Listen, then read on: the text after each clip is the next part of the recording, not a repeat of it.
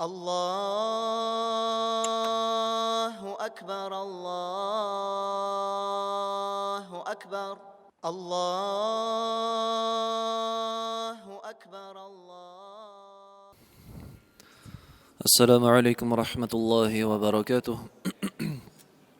بسم الله الرحمن الرحيم. الحمد لله والصلاة والسلام على رسول الله وعلى آله وأصحابه ومن والاه وبعد. Альхамдулилля, дорогие братья, продолжаем с вами цикл вечерних лекций перед таравих намазом. Чтобы еще большую пользу получить от этого благословенного месяца, мы совершаем определенные обряды поклонения: ураза, пост, намаз, ночной таравих. И также одним из величайших поклонений, несомненно, является получение религиозного знания. Как сказал один из праведных предшественников: «Аль-ильму ла я'дилуху шей'ун идha салюхат ан-нияту». Знание, ничто с ним не сравнится, если у человека правильное намерение. И так как мы здесь получаем необычные знания, а мы читаем аяты из книги Аллаха Субханаху ва Тааля, изучаем слова самого прекрасного из людей, пророка Мухаммада, саллаллаху алейхи вассалям, просьба всех слушающих не разговаривать во время лекции и также принимать уважительную позицию, уважительную позу для этих лекций. Не лежать на уроке, облокотившись. Нет.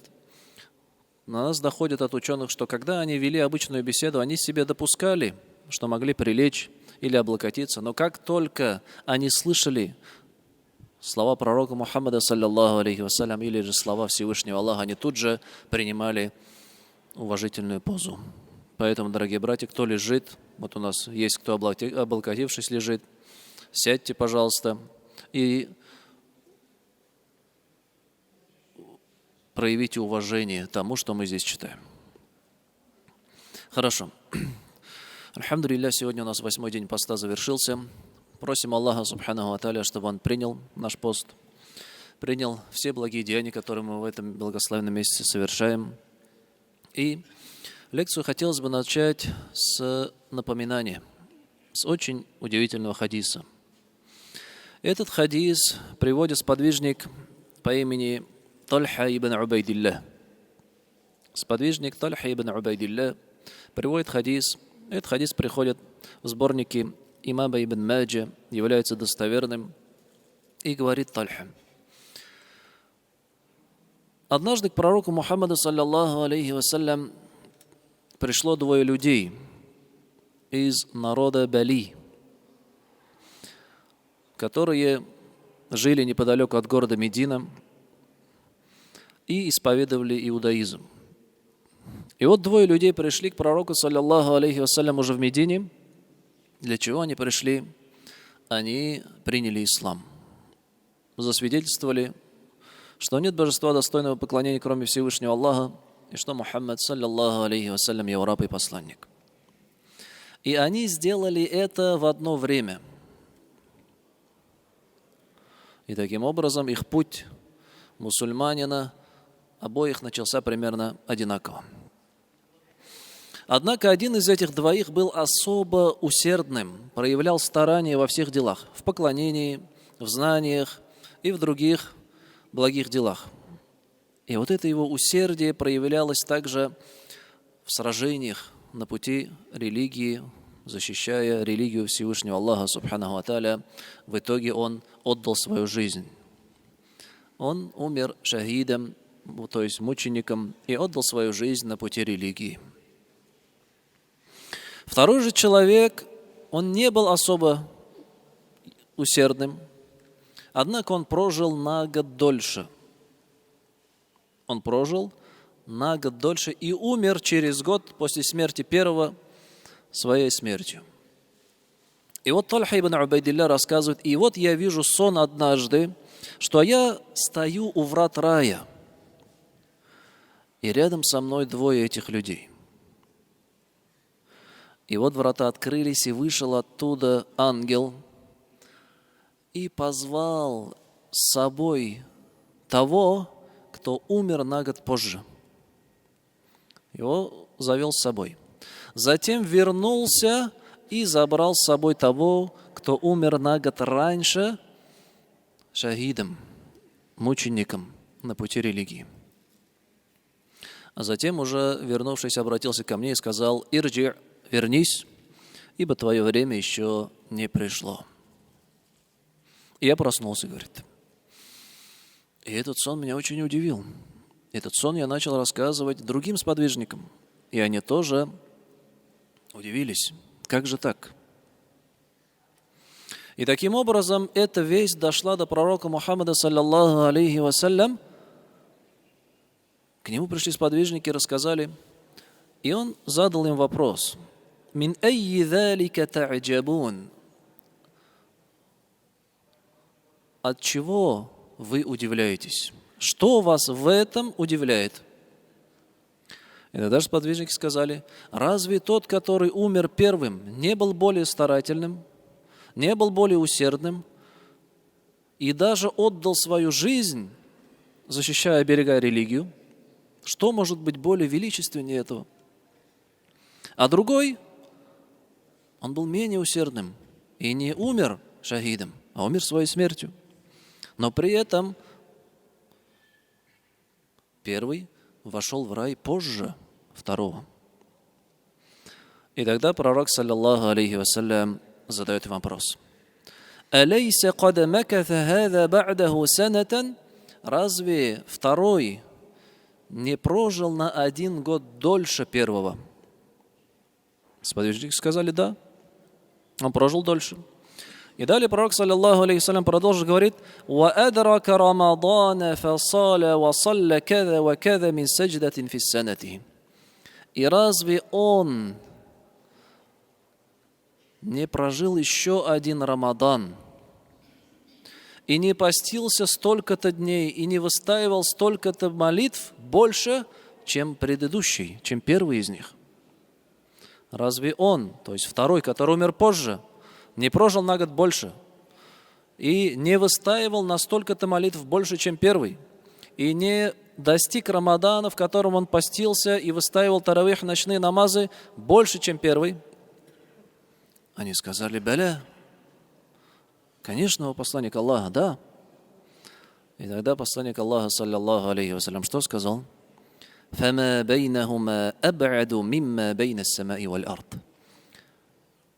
Разница между ними больше, чем между небесами и землей, говорит. Разница между этими людьми в достоинстве, в величии больше, чем между небесами и землей, говорит. Этот хадис действительно удивительный. И этот хадис, он показывает, насколько ценен каждый день дополнительный, каждый прожитый день человека, не говоря уже о целом годе, который он прожил.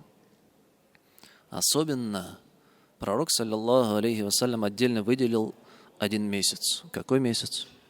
Месяц Рамадана, он сказал. Разве второй не прожил в поклонении на целый Рамадан больше, чем первый? И тем самым он получил вот это величие, получил вот это достоинство. И мы с вами, дорогие братья, действительно находимся в удивительном месяце, в великом месяце. А ведь кто-то в этом году не получил этой возможности. Те, кто с нами были в прошлый Рамазан, кого-то из них уже нету. Кому-то Аллах субханаху ва тааля уже не дал этой возможности поститься, выстаивать с нами вместе таравих намаз, обращаться к нему с мольбами. Это указывает, несомненно, на то, что нам следует ценить это время. Нам следует ценить это время и этот Рамадан стараться провести с максимальной пользой для себя. Ведь недостаточно просто дожить до этого месяца. Недостаточно просто провести его. А важно то, как ты проведешь этот месяц. Ведь пророк, саллаллаху алейхи вассалям, наряду со своими хадисами о том, насколько велик этот месяц, он также предостерег нас. Он также предостерег нас. Какими словами? Он сказал: «Рагима анфу раджулин дахаля алейхи Рамадану thumma ансалаха кабля ан югфара лаху». От сподвижника по имени Абу Хурайра, радийаллаху анху, приводится достоверный хадис. Опозорен будет тот, унижен будет тот, и в убытке будет тот, кто вошел в Рамадан. И этот Рамадан завершился прежде, чем были прощены грехи этого человека. Позор этому человеку, унижение ему и убыток. Он в Рамадан вошел, то есть Аллах Субханаху ва Тааля его привел в этот месяц. Он дал ему жизнь, возможность прожить здесь. Но он не воспользовался этим месяцем, упустил его. Весь Рамазан прошел, а грехи его не были прощены. То есть это Рамазан месяц, когда все возможности для покаяния открыты. Врата рая распахнуты. Милость Аллаха Субханаху ва Тааля, она обширна. И этот месяц человек не смог заполучить прощение Всевышнего Аллаха. Несомненно, это самое большое упущение, которое человек может совершить. И также пророк, саллаллаху алейхи вассалям, нас предостерег словами: «Рубба саимин лейса лаху мин сиямихи илля аль-джу'у, ва рубба каимин лейса лаху мин киямихи илля ас-сахар». Кто-то говорит: «Но я же пощусь, я выстаиваю таравих, все 20 намазов, все 20 ракатов». Но пророк, саллаллаху алейхи вассалям, говорит: быть могут такие люди, пост которому не дает ничего, кроме голода и жажды. Да, он постился, но по итогу за этот пост он не получил награды, он просто провел время, испытывая голод и жажду. И, быть может, молящийся, который выстаивает молитву, которому молитва дает лишь недосыпание и бессонницу. От чего же зависит? Зависит от того, как ты проводишь эти виды поклонения, как ты проводишь свой пост и как ты проводишь свои намазы, когда ты их читаешь. Мы же поговорим о посте. И таким образом важная задача перед нами стоит. Вот 8 дней уже прошло. Впереди еще 22 дня, иншаллах. Важная задача перед нами, чтобы в конце этого месяца все грехи наши были прощены. Чтобы мы вышли из этого месяца, как в день, когда мы только родились на этот свет, чистыми и достойными милости Всевышнего Аллаха Субхану ва Тааля. А что для этого нужно делать? Здесь упомянем некоторые советы, секреты, на которые указали ученые, касаемо поста. Ведь пост, как мы поняли, то, что это не просто воздержаться от еды и питья, это основа, это база, скажем. Но человек, если он не оставит определенные поступки, если он не встанет на путь исправления, то пользы от поста не будет ему. И поэтому ученые упоминают множество секретов. Мы же упомянем 6. 6 секретов или же 6 тайн успешного поста. Уңышлы уразаның 6 сыры деп атайбыз біз аны. Первое – это оберегать свой взор. Оберегать свой взор. От чего? От запретного и от всего того, что тебя отвлекает от поминания Всевышнего. Отвлекает от поминания Всевышнего. Возможно, эта вещь и не запретная, но она отвлекает тебя. Ты впустую тратишь свое время. И тем самым даже порой обманываешься, но это же полезно. Там новости, может, читает кто-то часами, какие-то статьи мирские. Возможно, это тебе полезно, но не в месяц Рамадан, не во время поста. Во время поста нужно максимально быть занятым поминанием Всевышнего Аллаха, Субхану ва Тааля, просьбой о прощении за свои грехи, переосмысливать вообще свой образ жизни во время поста. И это очень важно. Первое оберегать свой взор от запретного и от всего того, что мешает поминанию Всевышнего Аллаха Субханаху ва Тааля. И пусть каждый здесь даст себе отчет. Вот 8 дней прошло, повлияло ли на меня этот пост? Научился ли я беречь свой взор? И беречь свой взор относится не только к мужчинам, да, но также и к женщинам. У нас обычно принято, что мужчине нельзя, да, как выражается, глазеть, смотреть. Нет, Аллах Субханаху ва Тааля что в Коране говорит? «Куль лиль му'минина ягудду мин абсарихим ва яхфазу фуруджахум».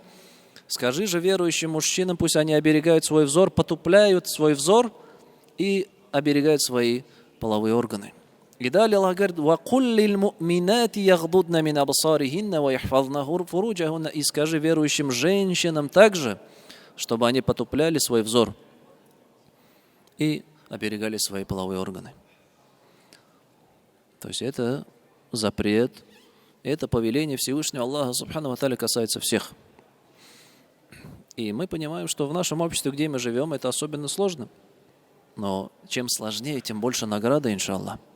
Мы выходим на улицу, мы понимаем, что мы не живем в мусульманской стране, где все покрыты, и ты никого не видишь. Нет, ты можешь увидеть лицо, волосы и другие части тела. Или в магазинах, вывески, реклама, повсюду есть запретное. Телевизор включишь. Поэтому в Рамадане, во время поста, особенно надо внимание на это уделить. Всегда помни, если вдруг взор упал на что-то, вспомни, что ты же постишься. И разве ты хочешь, чтобы это мимолетное некое наслаждение, оно лишило тебя награды поста? Конечно же нет. Второе. После оберегания взора у нас идет оберегание языка, конечно же. Оберегание языка. Ведь пророк, саллаллаху алейхи вассалям, нам сказал: «Ман лам яд'a кауля зури валь амаля бихи, фалейса лиллахи хаджатун ан яда'a та'амаху ва шарабаху». Кто не оставит лживые слова и действия на основе них, то Аллах не нуждается, чтобы вы оставляли свое питье и еду. Оберегай свой язык от лжи, от сквернословия, от ругани матом, от сплетен, от злословия, от того, чтобы перед людьми хвалиться своими благими деяниями. Оно тоже есть. Человек иногда совершил благое деяние, но вместо того, чтобы его скрыть, чтобы получить еще больше наград, начинает рассказывать: а я вот вчера там ифтар провел в мечети на 350 человек, или я вот уже прочитал 10 джузов из Корана. Для чего? Он хвалится этим. И это уменьшает его награду. Зачем это нужно? Оберегаем взор, оберегаем язык, оберегаем слух. Оберегаем слух от чего? От всего запретного и от всего того, что отвлекает от поминания Всевышнего Аллаха Субхану ва Тааля. Будь то музыка, песни, ненужная информация, которую мы отовсюду получаем. И также, когда рядом люди тоже рассказывают сплетни. Аллах Субханаху ва Тааля говорит: «Иннакум идам мithляхум», если вы сидите с людьми, которые насмехаются над аятами, словами Всевышнего Аллаха Субханаху ва Тааля, и сюда же можно применить, если сидишь рядом с людьми, которые произносят греховные слова, рассказывают гиба о ком-то, то есть сплетни, и ты сидишь между ними и сам ничего не говоришь, но слушаешь, то ты получаешься подобен им. Ты соучастник в этом грехе. И порой легче сдержать свой язык, чем сказать человеку: давай прекращай, не надо, сейчас пост. Не нужно обсуждать других людей. Зачем нам нужно? Это непросто. И мы с этим сталкиваемся повсеместно, повсюду. Взор, язык, слух и все тело, все органы тела оберегать от того, что запретно, и от того, что мешает тебе должным образом совершать поклонение, совершать пост. Во время поста не стоит заниматься изнурительными видами деятельности, если нет на то необходимости. Оставить некоторые виды спорта, тренировок. Вот, к сожалению, мы наблюдаем, кто-то в месяц Рамадан своих детей водит на тренировки, а потом приводит сюда на таравих, и в итоге дети уже уставшие, весь день пост держали, тренировались, и потом они спят сзади, там лежат. Чему мы обучаем? Что мы от них хотим? Разве тренировка, разве спорт – это цель? Нет. Это может быть средством для достижения цели. Цель – это поклонение Всевышнему Аллаху Субханаху ва Тааля. Пусть они лучше не ходят в этот месяц, не узнирают себя тренировками, но выстаивать таравих должным образом. Вот это будет воспитание, вот это будет польза для них, иншаллах. Пусть каждый пересмотрит в этом месяце, чем он, на что он свое время тратит. У нас уже время поступает. Иншаллах, мы завтра... 3 минуты? Ждите шмибис. Не хочется... ну, хотя, может, и успеем, иншаллах. 4, да, было? Что у нас 4? Оберегаем. Зор, язык, слух и все тело от того, что греховно и нам мешает сосредоточиться на поклонении, на посте. 5, очень важно, и эта ошибка, она у всех есть, не переедать во время ифтара. Не просто не переедать, не излишествовать в разнообразии пищи и в ее объеме, количестве. Ведь вообще в чем суть поста? Пост – это призван воспитать нас, чтобы мы научились контролировать свой нефс, свои страсти, свои желания. И таким образом весь день ты не ешь и не пьешь, весь день не ешь и не пьешь, ты к этому привыкаешь, так ведь? И в этом уже, в принципе, трудностей нету. Однако, когда именно кульминация поста, когда именно испытывается человек, когда время ифтара подошло и открываются возможности, все становится дозволенным. И если в этот момент ты своей душе дашь, скажем так, все, что она просит, ты ее не воспитал. Ты не стал хозяином своего нафса, а ты стал рабом своего нафса. И как итог, весь месяц Рамадана, если так пройдет, даже порой человек не то, что лучше стал после Рамадана, он может даже хуже стать после Рамадана. Почему? Потому что в этом месяце он не занимался воспитанием нафса, он занимался чем? Потаканием своему нафсу. В магазин идет голодный, это хочется, то хочется, третий хочется, пятый хочется, и набирает. И таким образом у него весь пост – это потакание своему нафсу, своему желудку. А пост же это не об этом. Как раз-таки наоборот, пост тебя должен воспитать. И испытание самое именно во время ифтара. Если ты сможешь сдержать себя, не переесть, лишка не взять, то ты будешь расти, то ты будешь развиваться и станешь хозяином своего нафса. Это очень важно. И 6, перед азаном скажем, вот мы постились, вот мы прочитали 20 ракатов намаза. Что мы ощущаем? Какие чувства нас одолевают? Восхищение самим собой? Довольство? Вот я молодец, я смог? Нет. Какое бы благое дело верующий не выполнил, он всегда переживает, боится. Чего? Будет ли оно принято? Ты постился, но, возможно, во время поста ты совершил определенные ошибки, недостатки, и это стерло все твои усилия. Весь таравих ты стоял, но, возможно, ты весь таравих где-то гулял мыслями своими. И в итоге все твое время ты стер свое. И поэтому человек после совершения благодеяния, он переживает, боится. А если Аллах не примет?